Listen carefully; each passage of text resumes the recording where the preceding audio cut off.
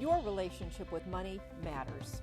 I'm Michelle Perkins, and this is the Money and You podcast, where I will be breaking down your relationship with money, offering tough love money tips, and a money dating plan that will focus on lifting the barriers to success to help pave the way for better money practices and increased wealth. It's time to take control to live a limit-free life. It starts today. Hello and welcome to the Money and You Show. I'm Michelle Perkins, your host. I have a great show for you today.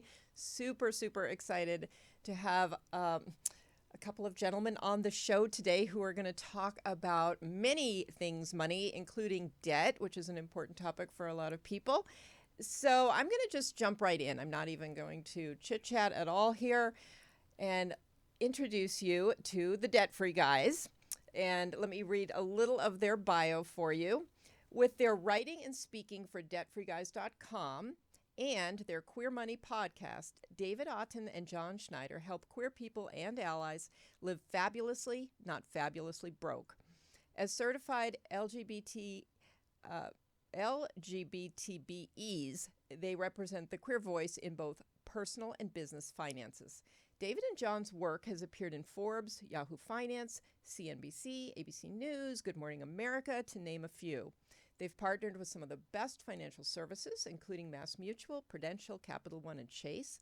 Additionally, with LGBTQ plus organizations like the Trevor Project, Callen-Lorde, the William Way Foundation, One Colorado, and numerous LGBTQ plus centers across the country. Their goal is to connect LGBTQ plus people with the information and services they need so that they and the queer community can do more and be more. Welcome. So happy to have you here. Yeah, We're excited to be here. Thank you. Yeah, so this is going to be a great conversation because it's a different conversation. It's a conversation that a lot of people probably haven't had or heard. And so I'm just going to jump in right from the start to talk about money is, universal. We're all using it and earning it and whatever. What makes it different? What makes money different for the LGBT community?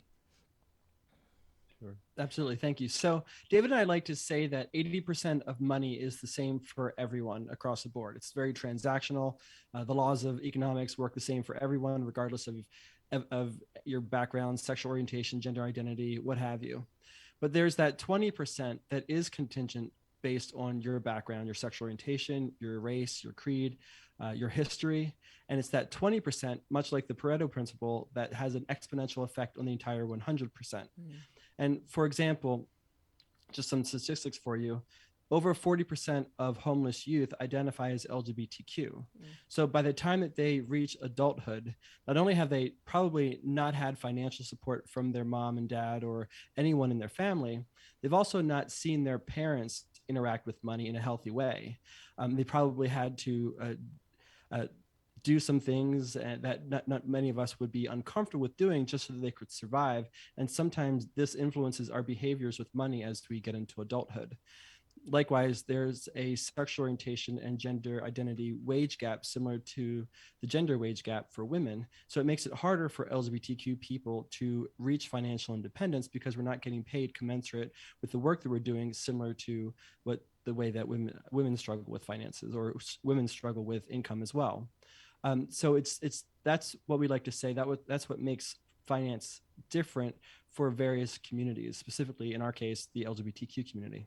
Yeah, I love that. Thank you. That 20%, you're right. It's different, and it's the way. There are a number of people who'll be able to relate to the challenges that you're talking about, and so I think that it's really good to realize that anything that we all use, whether it's, or we all partake of, whether it's food or money or whatever, there are big differences out there in how people feel about them and how they interact with them. So let's jump in. Why don't you go ahead and just talk a bit about what that looks like, how people are relating to money differently. Sure. I think one of the big things is what John and I like to refer to as legacy financial exclusion. This is something that happens to a variety of communities, but it's very prevalent in the LGBT community. And legacy financial exclusion basically means that over your lifetime, there are oftentimes small or sometimes medium size financial impacts that can hold you back. So, John mentioned the number of LGBT youth who are leaving a home where maybe they don't feel safe or have been kicked out of the home. That can start you off in that kind of way. But let's say, for example, you don't have to leave your home, but your family is not supportive of you. They don't support you financially. So they may support a sibling going off to college, but they don't support you. So you take on loans that your sibling might not have to. Or let's say, for example, you leave home and your parents have helped a sibling with whether that's purchasing a first car or helping you with things that you would put in your first apartment, maybe helping for a down payment on an apartment. Those kinds of small things that can really add up over time that kind of holds you back. And sometimes you're having to learn how to make the financial decisions yourself rather than the guidance from a family member or your parents specifically. I can think of some other examples of legacy financial exclusion. One that we like to talk about that can have a huge impact on retirement. Marriage equality brought about the ability for same-sex couples to get married, but there's still massive numbers of families out there who are not supporting or helping their children, their LGBT children, when they decide to get married. So let's just take, for example, a same-sex couple who are in their mid-30s. They decide to get married, and they have to pay for the wedding themselves. Average wedding, let's just say $25,000. They have to take that money out of their own pocket. $25,000 taken out of your own pocket when you're in your mid 30s, that could be put to retirement, could end up costing you anywhere to from between $300,000 and $400,000 in retirement money at the end once you're done working. So not only is it a small thing to not support your lifestyle, but also not support you financially, that is where you see this kind of over time can have a very large impact. And it's part of the reason why so many people in the LGBT community are reaching retirement age today and are struggling financially. There's just these compounding little things that happen throughout their lives that are, in essence, kind of building up financial barriers that make it harder to reach either financial independence or sometimes financial sustainability. There's a lot of queer folks who are relying on services and organizations to fund the things that they need in their daily lives, such as food or shelter, things that many of us take for granted because we've had that throughout our whole lives. Right. Right. And you're not talking about hypotheticals. You're talking about, you're seeing people and working with people who are in these situations. Is that correct? Absolutely. Yeah. Right. Absolutely, yes. Yeah, very interesting, and probably it would apply to others as well who don't get the kind of help that a lot of people. As you're speaking, I'm thinking, I have a 21 and a 24-year-old, and how much help they get from me and my husband, and it is a very, very interesting topic. So, I'll just also throw out there that it doesn't always come from the family. I mean, you think about financial services organizations. We've been watching and been working in this field. We've worked in financial services for most of our adult working lives, as well as we watched the financial services organizations out there. And over that time period, we can only remember two national commercials that showed same-sex couples. Out of the thousands of commercials that are out there every year, we can only find two that have happened in like the last 5 years. Wow. And so not only is it maybe your family, but just the general financial services is not inclusive of LGBT folks. The nice thing is we do see a march towards that, right? We've seen the effects of how financial services have really kind of welcomed women into the investing world and into the money world, how they are welcoming other communities such as the African American community, the Asian community. We're seeing these kinds of communities that are being brought into and included not only in the marketing material, but the education. And so that's one of John and I are very passionate about it, encouraging and pushing the organizations that we work with to try to do more than just show up with a rainbow logo in June for Pride, but to actually help what we say, we exist 365 days a year, right? So it's about being present and being aware of the fact that our community has been missing out on that kind of education and inclusion. Yeah, absolutely. And so what do you tell people who maybe are in this situation where they will perhaps, have some disadvantages in these ways? Yeah, I think the first thing is to acknowledge that those disadvantages do play a role, do have an effect on your life, and we need to accept that. With that, it does require us to be a little bit more vigilant with how we spend our money and how we utilize money. And so there you got all the money mindset that every adult brings with them to adulthood, but now it's just much more of a burden on LGBTQ people to figure out a way to overcome that. So what we like people to focus on the positive things first, and that number one recommendation by and large for most folks when we work with them is to figure out what matters most to you.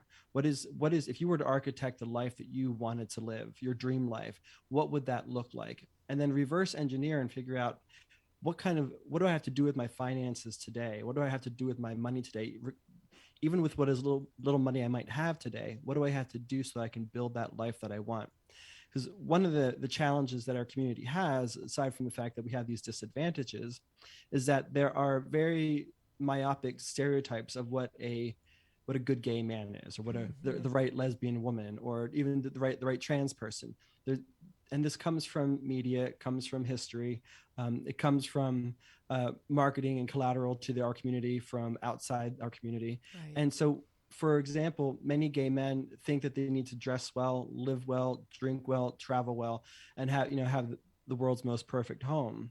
And oftentimes we're spending a lot of money to sort of subsidize that kind of a lifestyle when in fact we can't afford it. And very often we reach a stage in our lives when we look back and say, well, that type of life actually isn't providing me the satisfaction that I thought it was providing me, or that I thought it would provide me. At the end of the day, all I'm doing is buying more and more stuff to sustain this lifestyle that I'm not actually even enjoying. Right. So what's the point?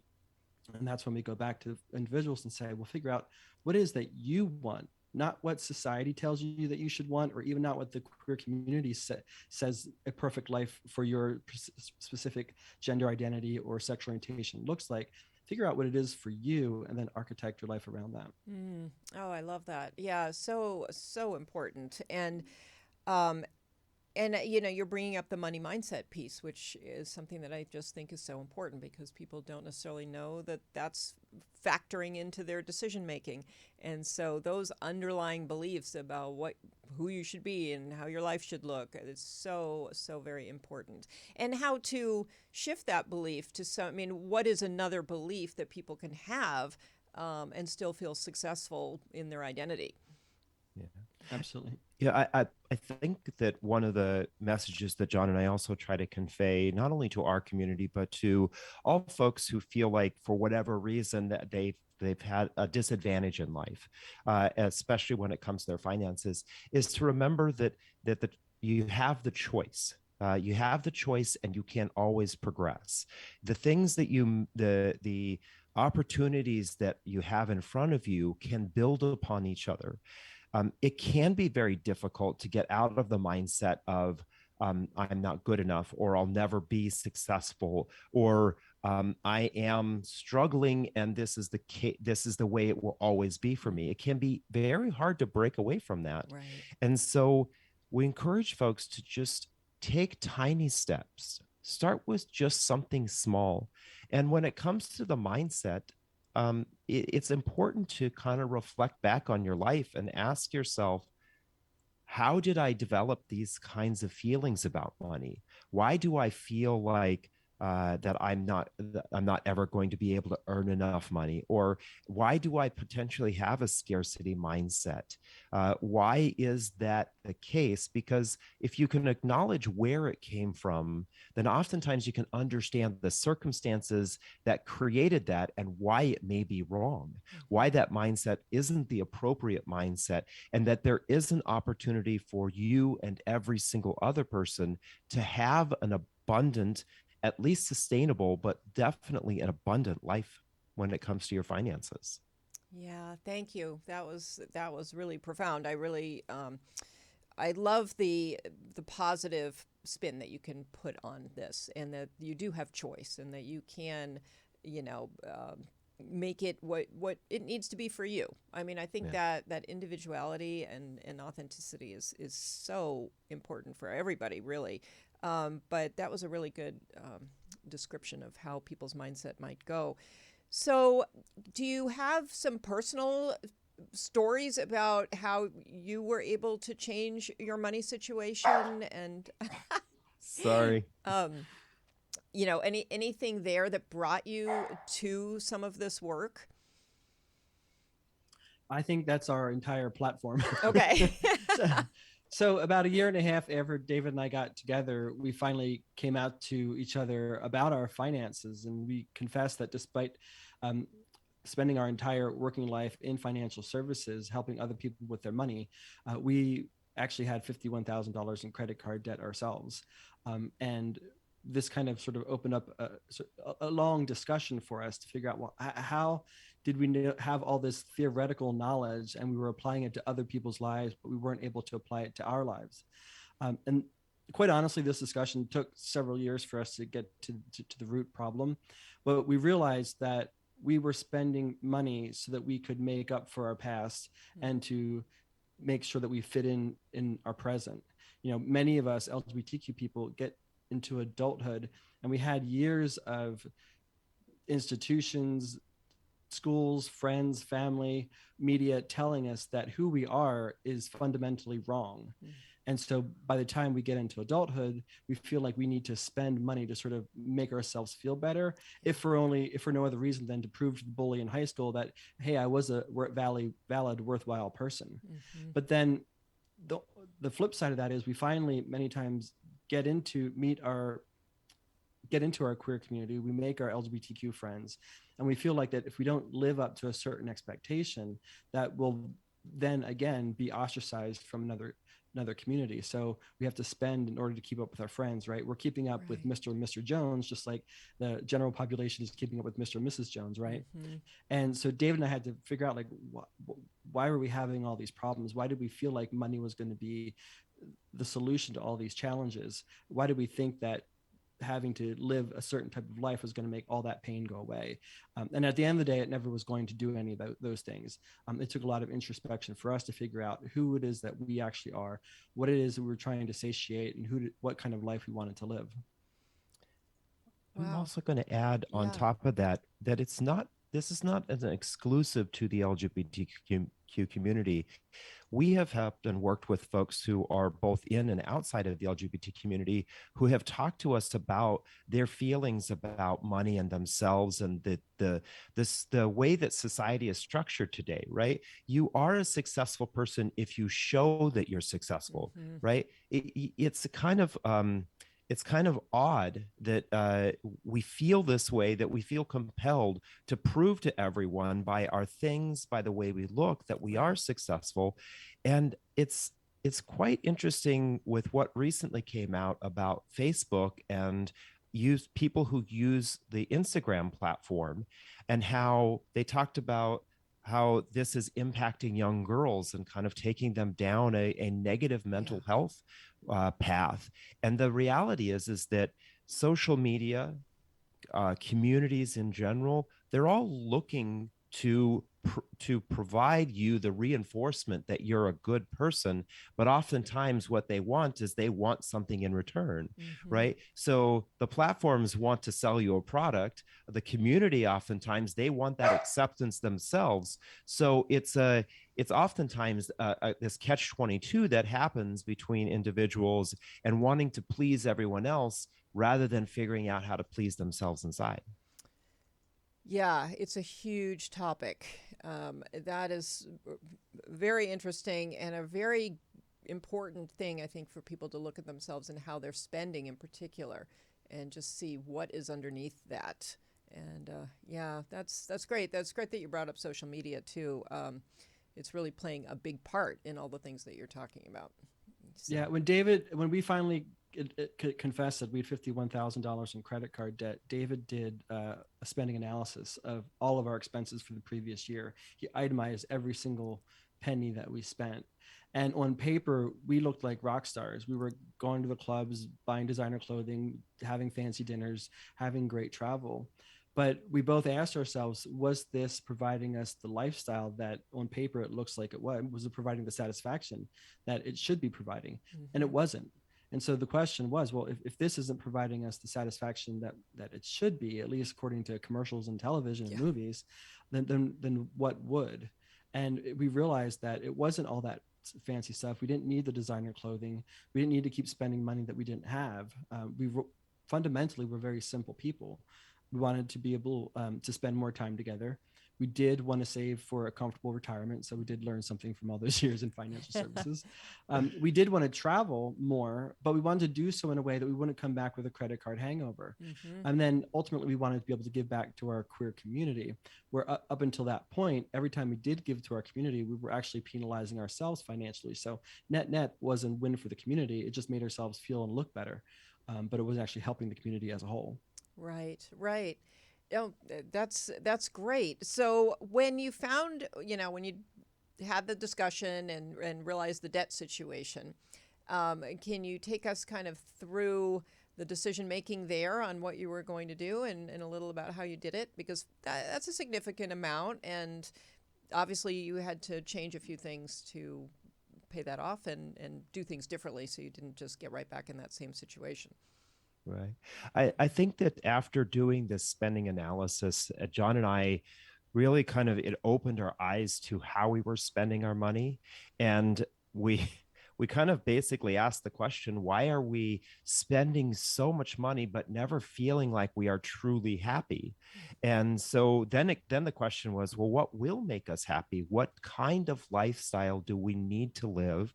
Do we want to live that brings us not the momentary weekend happiness, the vacation happiness? What is the kind of the happiness that we can build upon and have throughout our lives? And that was kind of when we dove into this idea of what are our hopes and dreams and how do we implement a life that allows us to achieve that. And that's the kind of the factors that John talked about. So once we got crystal clear on what it was that we wanted, then we started to say, okay, well, maybe spending $200 on a happy hour, because that's really what happened, right? We go out for the happy hour, planning on going out for an hour and after work, but then a couple of drinks turned into appetizers, turned into dinner, turned into a bottle of wine. It just kind of made it all of a sudden became a whole night. Right. And do that weekend after weekend. And we realized that we were spending so much money on those kinds of things. And so it really came down to, how do we adjust our lifestyle to that level of happiness that we really wanted to achieve? And we knew that getting on a path to paying off our debt and watching our debt go down was exciting for us. Building out that lifestyle, we knew that we didn't need to be going out to breakfast and lunch every day for work. We knew that we could take food with us, and that would help reduce our expenses. And it became almost a game for us to watch, to see how could we lower our expenses? How could we substitute the things that we enjoyed doing that cost us a lot of money for things that we enjoyed doing that allowed us to spend less money and send that money to paying off our credit card debt. And it kind of just we built this kind of structured lifestyle of understanding where our money was coming from, when it was coming in, where it needed to go first when it came in, and then we could have the fun after that with that money. And so we kind of really broke our lifestyle down into those kinds of pieces. What was the necessary, what was the fun, and then we spent our money accordingly. And for us, there was more at that time, there was more fun in focusing on paying our debt off than there was in the lifestyle fund that we had been spending so much money on. And I'll also kind of throw out there, you hear us talk about our lifestyle, but the reality is that everyone kind of faces this. It doesn't need to be that you're spending money on vacations and nice dinners and expensive wine. It could be that you're spending a lot of money sending your kids to birthday parties or having these fabulous birthday parties for your kids because you feel like you need to tell the neighborhood or your neighbors or the parents of your kids' friends that you are the best parent in the world. Or maybe you need to have the nicest car in the cul-de-sac, right? You feel this need to compete, to be at this level of okay, I'm a good person, I'm a successful person because I have all those things. It just may look slightly different for you than it did for us. Yeah, this is great. And I on several shows now I'm super fascinated by this whole idea of happiness. And so I've brought up this study on happiness and whether money makes you happy a number of times now, but I'm bringing it up again. But really interesting just to see how, obviously being in struggle is difficult. So you need to get to some financial point where, you're comfortable enough. But what I've been reading is that right around $95,000, you get to that. And then above that, yes, you can do more things. You can go on more trips and that's fun and all that. But your true happiness does not continue to go up incrementally along with the dollars. So I just find it to be just a great discussion to have because it's a myth out there, and I hear it all the time. Well, as soon as I'm making this or as soon as my business gets to this point, then I'll be happy. And you hear it. And now that I have a bigger understanding of exactly what you're talking about, I never buy into it. And I think they're just going to work and work and work and get to a point where they're still missing whatever it is that they need. So, yeah, but it's a bill of goods we've all been sold since, for now, those of us who are alive in this generation, since we were born, right? Because you watch TV and it's always, well, if you buy the next thing that they're advertising, you'll be that much happier, right?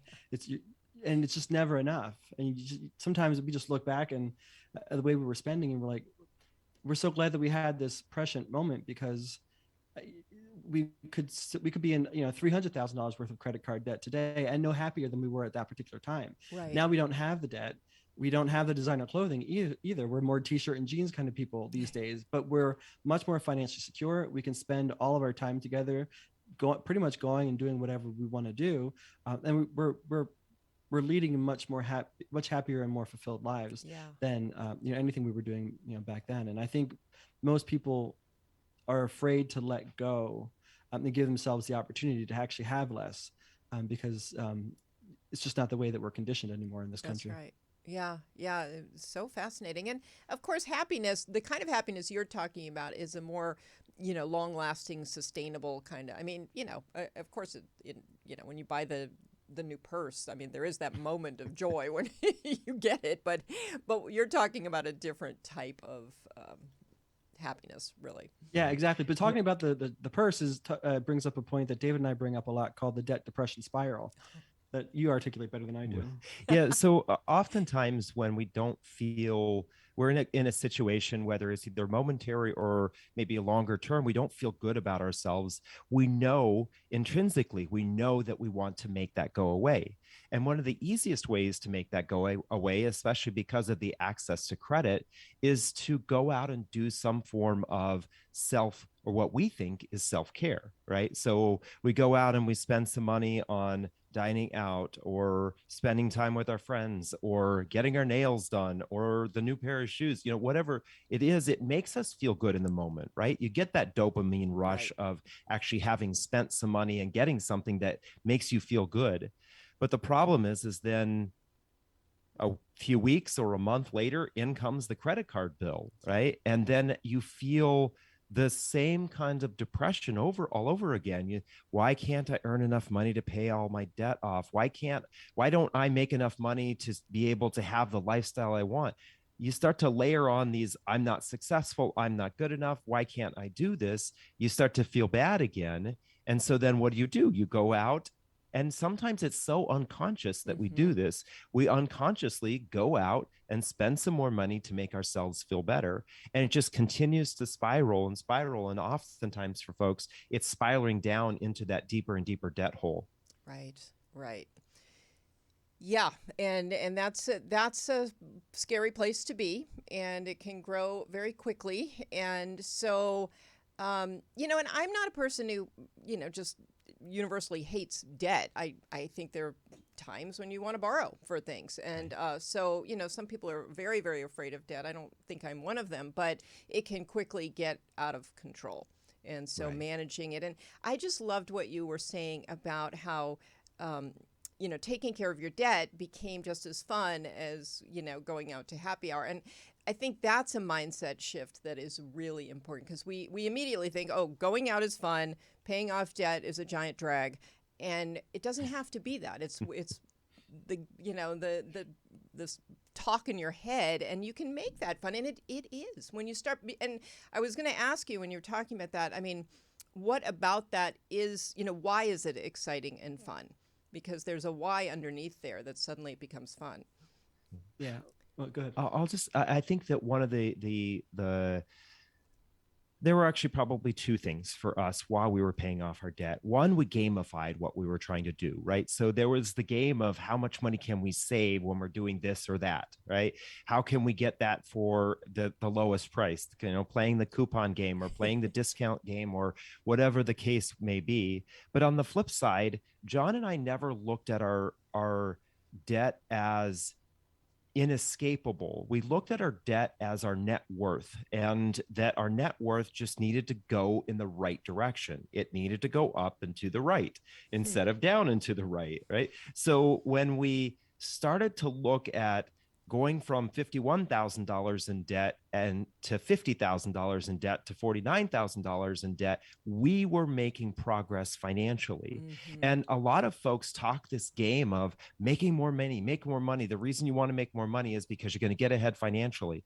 For us, going from $51,000 to $50,000 in debt was us getting ahead financially. So we were able to celebrate the fact that we were moving ahead instead of saying, well, we still have $50,000 in debt. We made the mental shift of, we are making progress. Let's celebrate the progress that we're making. That's fantastic. Yeah, that's exactly what people have to do. And just acknowledging your success along the way is important in anything. And we don't do that very often. We do stay focused on how much more there is to do. So that's great. That's a great tip. Any other, you know, structures or anything that you put in place to help you to, you know, eliminate that debt? Absolutely.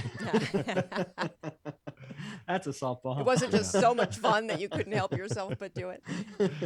No. So when we decided that we wanted to pay off our debt, we were looking at all of our finances, and we were doing a lot of research. At that time, the internet wasn't as robust as it is today, but there was still information on there. We went to the library and got a lot of books instead. And we found out that there was the debt snowball and the debt avalanche process for paying off debt. And one of the problems that we had with either of those methods is that we felt like it's still going to take us anywhere from 5 to 8 years with either method to pay off our debt. And neither of us had that kind of patience. We were ready to see change yesterday. So we looked at and thought, you know, what is the variable that's making it so challenging for us to pay off this debt even faster? And we realized it was the high credit card interest rate. So we thought, well, I wonder if, you know, the quality of life is based on the quality of questions you ask, right? So we wondered, how can we make the interest rate go away? And we thought, well, at that point we didn't know. When we did a bunch of research, we realized that there are a whole bunch of 0% interest rate credit card offers if you do a balance transfer. We thought, well, would that be a wise thing for us to do? We did some research and realized, yeah, of course, there's the anywhere from 3 to 5% transfer fee on whatever it is you transfer over. But if you, at that time, especially, there were these offers that were available for up to 18 and sometimes even 21 months. So if we could qualify for some of those longer term zero interest rate transfer cards, we could actually pay off our debt more expeditiously because we had that much more money wasn't going to principal or that much more money wasn't going to interest. 100% of it was going to principal. And then if we had to, we could transfer our card 2 or 3 times. Even with the 3 to 5% transfer fee, it would cost us a lot less than had we kept the credit cards as they were. So that was what we ended up doing for ourselves.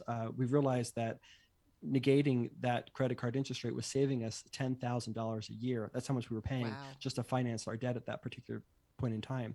So we kind of negated our credit card interest rate, gave ourselves a $10,000 raise essentially. And that helped us pay off our credit card debt that much faster.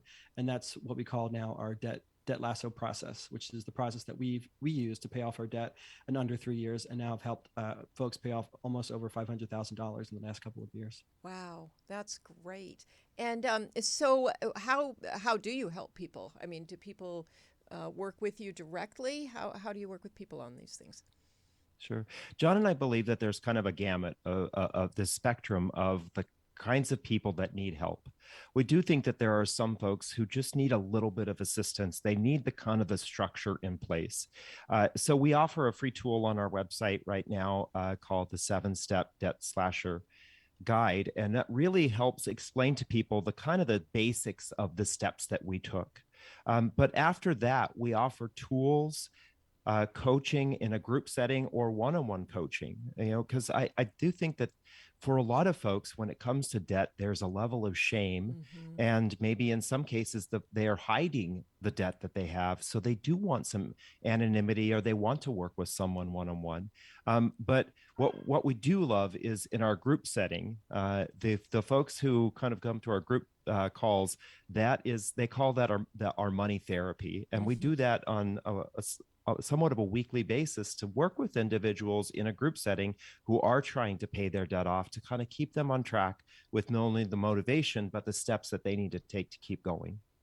That's great. Yeah, wonderful. So it's the 7 steps to, say it one more time. It's the 7-step credit card debt slasher. Thank you. The free checklist that we offer at our website at debtfreeguys.com.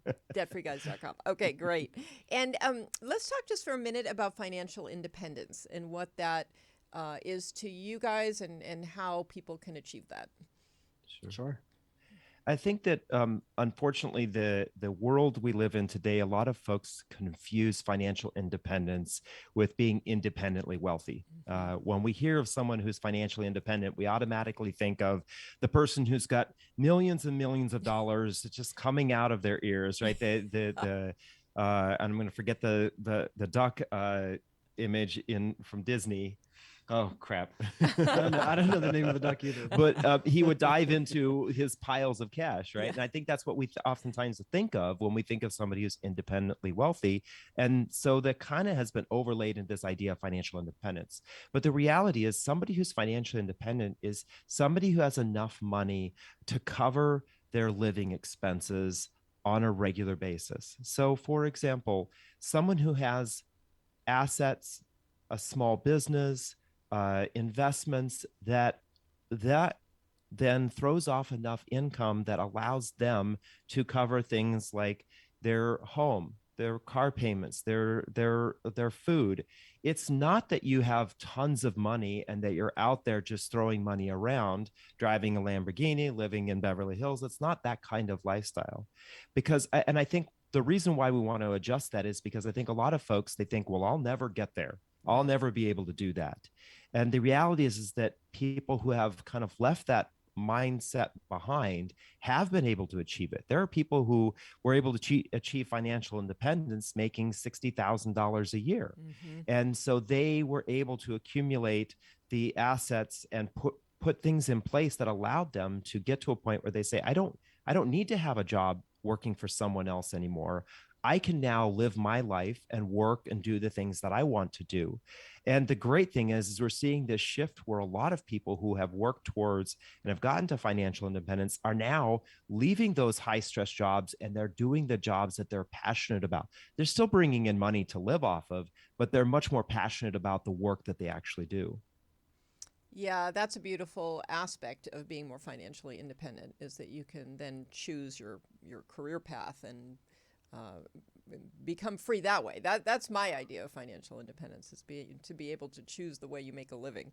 But I love that you talked about that, because and as you were talking again, I was thinking, you're right. People think financial independence means financially wealthy, and I feel like, to that point, what they're looking for is to not have to think about money, to be able to just spend and do what they want and literally never think about it. So I don't think that that's a relationship with money. I mean, if you're having a relationship with money, you need to interact with it, and you need to, be with it and spend time and pay attention to it and all of that. So so I don't think that is even any kind of a realistic goal.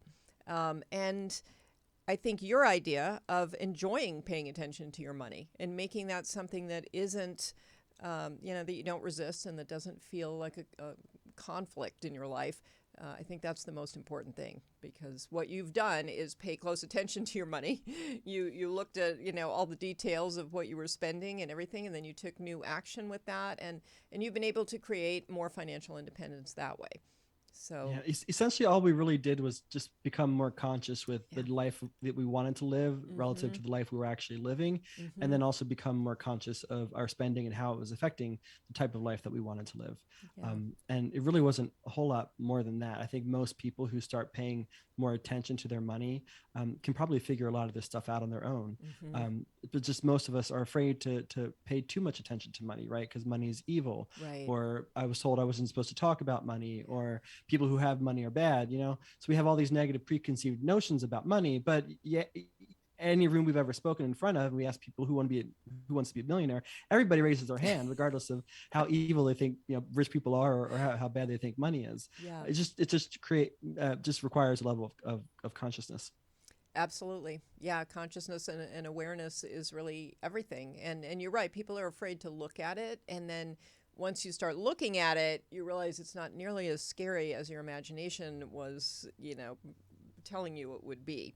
And so, it's just a good practice. So are there a couple of practices that you can leave people with that I always like to give people a tough love money tip, something that they should do? And anything from your perspective that you'd like to share? I'll throw one out there. I think this is the one that a lot of folks struggle with, and it's a mindset of what you do with your money when you get it. Oftentimes we see the meme of the person celebrating on Friday when the paycheck comes in, and then what they feel like on Sunday or look like on Sunday when the money's all gone, right? And I think that is the kind of the quintessential view that a lot of people have when that paycheck hits their bank account. They have this feeling of freedom. I can do it all right now. And then they do. And then the bills roll in. And when the bills roll in, then all of a sudden they don't have enough money to cover the bills. And they do have enough money to cover the bills, but they don't have enough money to cover their daily life. So then they switch over to the credit cards. So one of our biggest tips is learn how to, what we call, send it before you spend it. And that basically means you're budgeting based on when your money comes in. When you get that paycheck, when that paycheck comes in, whether it's once a week, twice a month, every other week, make sure that you take the money that you need to and pay those bills. Get the bills out of the way, right? Because then what you're left over with is the fun money. That's the fun part of budgeting, is knowing how much money you have to spend on the things that you really want to spend your money on. Oftentimes we forget that we have that our money is already spoken for. When we go out and we use our credit cards, or we sign up for a phone plan, or we get a mortgage or a car payment, we have all of these already spoken for when it comes to our money. So if you want to help reduce financial stress, figure out how to send it before you spend it, which is one of the tips that we talk about in our 7-step guide. That's great. That's fantastic. And so I love that tip a lot. And I think it's so practical and so helpful. And so um, I can hear the question in people's minds. Okay, so I've paid my bills. I have this extra. Do I pay off my debt or do I put it in savings? Well, today I would not put it in savings. Interest rate is abysmal. um, but with that's a great question, and we get that question a lot because people also, on top of their credit card debt and the desire to have savings, they also have student loans to pay off and all sorts of other debt to pay off, right? So our recommendation is, unless you have, first try to save anywhere from $500 to $1,000 to have as an emergency nest egg for yourself. Then if you have any money left over, or you have money after that, what we suggest is paying off the highest interest rate debt that you have. For most people, that is paying off your credit cards. Yeah. Okay. And I would also add, I think that folks need to shift their idea of when to pay off debt, because your credit card debt is part of your bills, right? So just like you want to keep your electricity on, you also want to pay your credit cards off, because you may need access to that money at some future point. Group the credit. That's part of one of the steps that we encourage folks to do, is to make a commitment to how much you're going to send every single month. Stick to that specific dollar amount, right? At least that dollar amount. And then you move that into your bills pile, right? Because then you are focused on paying your bills, and your credit card statement is one of those bills. Right. Okay. Yeah, there's so many more questions I could ask, because that brings up a whole other topic of how much of your credit card do you pay. But let's tell people, you do have your weekly podcast, Queer Money Podcast, that and do you talk about these kinds of things? Do you talk about everything? What do you talk about on that show? We talk about everything on the Queer Money Podcast. Anything from how to have an affordable spa day to how to invest your money in your 401k. We cover everything from an LGBTQ or a rainbow perspective. Wonderful. Okay, fantastic. And how else can people find you? Sure. We're Debt Free Guys at debtfreeguys.com, and Debt Free Guys on pretty much every social media platform there is, including TikTok. We just started that, but don't go there because it's scary. Very fun. And then we also have the Queer Money Podcast, which you can listen to on any podcast or any platform you listen to podcasts on, but on all social media platforms, we're Queer Money Pod. Okay. Great. Well, thank you both so much. You're terrific, and people can learn a tremendous amount. I love your mission, and I really appreciate you coming on today and sharing some of your knowledge. I would recommend everybody subscribe to Queer Money Podcast, because I know there's a lot of additional great information. And just like you were saying, people need to do this regularly. Pay attention to their money, keep learning about what they can do, get inspired by people like you to take action. And you as well. and you will become more financially independent.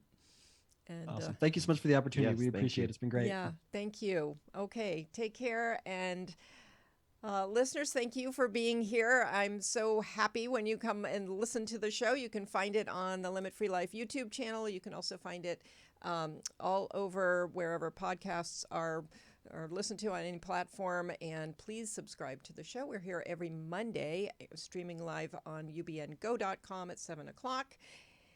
And love to hear from you. If you have any particular topics of interest, get in touch with me, Michelle, 2 L's, at limitfreelife.com. And you can go to limitfreelife.com for additional free giveaways on career change, a little bit on money boundaries and how to break through some of those, and also a new productivity guide for those of you who want to make amazing use of your time. So check those out, and we look forward to seeing you on the Money and You show. I think for the Tough Love Money tip, I would advise you to use one of these tips from the Debt Free Guys. Great advice and great tips. I love the last thing that David was just talking about, and where you pay your bills right away when you get paid, and include your credit card payment as part of your bills. Okay, so thank you so much for being here. Look forward to seeing you next week on the Money and You show.